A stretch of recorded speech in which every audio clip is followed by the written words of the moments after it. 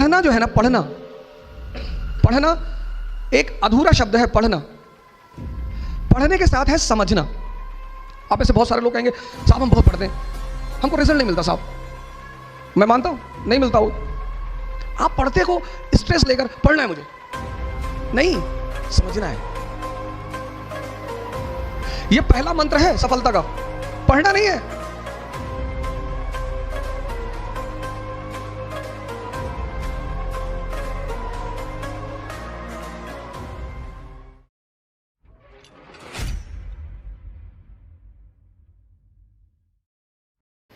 तो मैं आपको एक कहानी सुनाता हूं मुगल पीरियड की। अकबर के दरबार में पंडित महेश दास, जो बाद में बीरबल के नाम से बड़े फेमस हुए। अब इस कहानी में, ये कहानी जो मैं आपसे कहने जा रहा हूं, ये भारत की एक संस्कृति है। हमने फिलॉसफी को कभी फिलॉसफी की तरह नहीं लिखा। ये हमारी बहुत बड़ी खासियत है भारत की।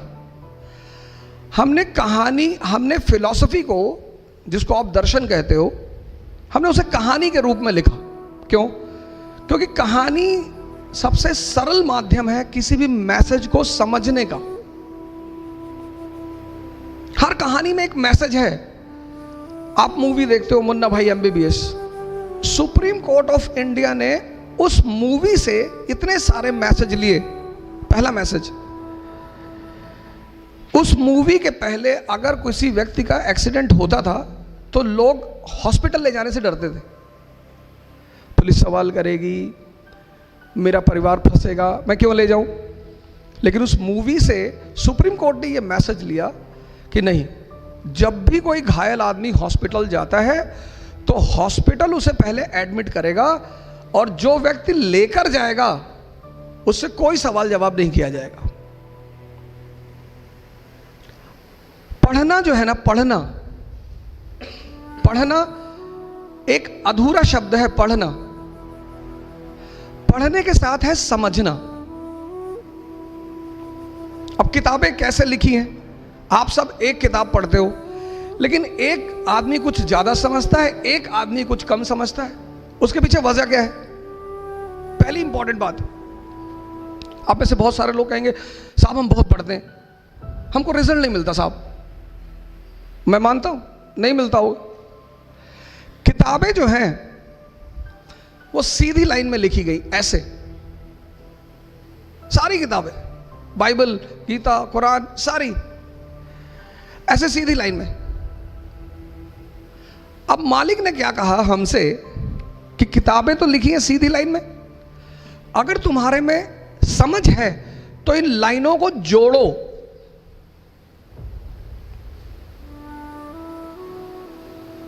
मेरी बात पे फिर से गौर करिए।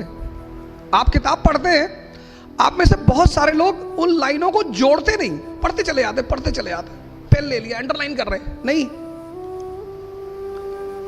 नहीं, जैसे मूवी मैसेज दे रही है ऐसे वो किताबें भी मैसेज दे रही हैं।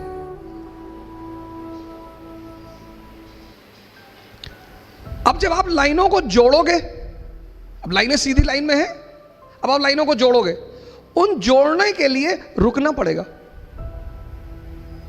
You have to stop.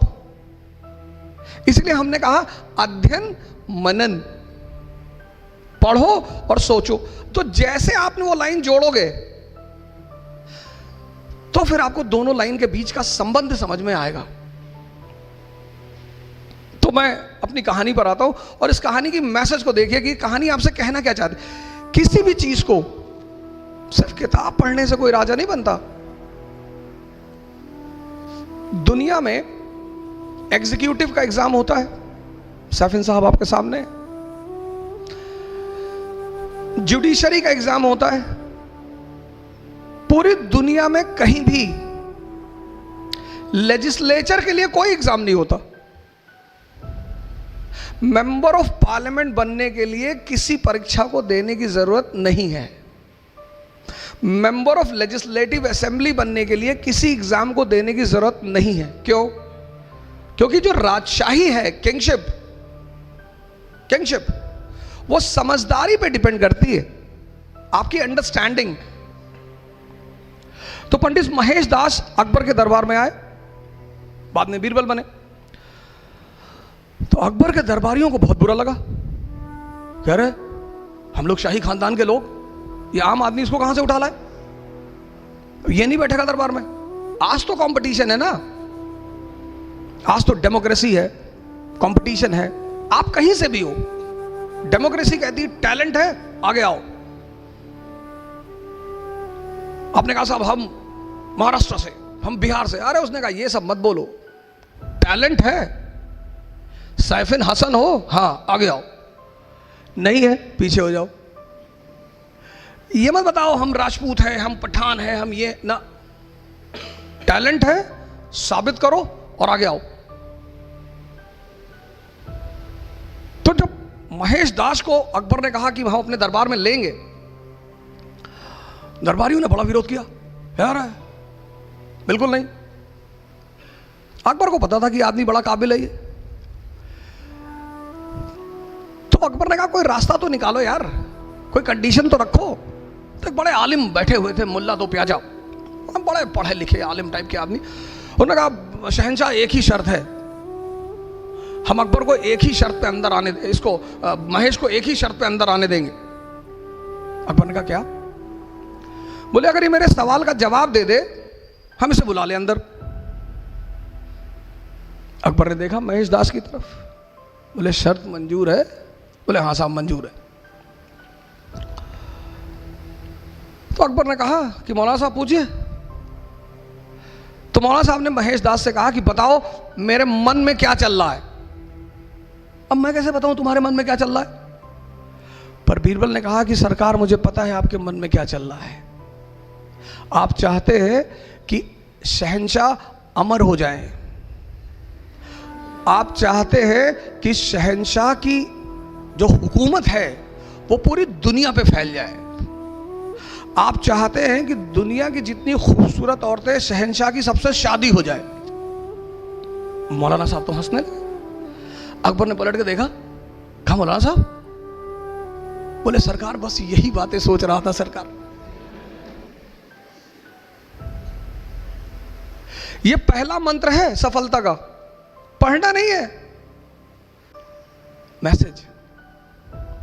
आप पढ़ते को स्ट्रेस लेकर पढ़ना है मुझे नहीं, समझना है।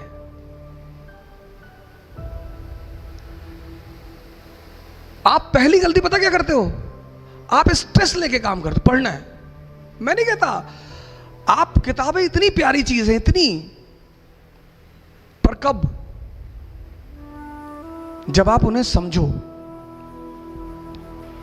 मैसेज पढ़ो किसके लिए? मैसेज के लिए। अगर आपकी पढ़ाई से आपको मैसेज नहीं मिलता, बेकार है। आपने कहा साहब ये किताब खत्म कर ली, मेरे पास लोग आते हैं, मैं कहता हूं एनसीईआरटी, मैं तो बड़ी किताबों, आईएएस बनना मतलब क्या? समझदारी, पहले अटेम्प्ट में 22 साल में। हमारा कुछ नहीं है इसमें, हम ये नहीं कहेंगे हमने बना भाई, हमने भाई साहब, नहीं नहीं, हमें बनाना आता, हम अपनी बहन को बना देते, भाई को बना देते।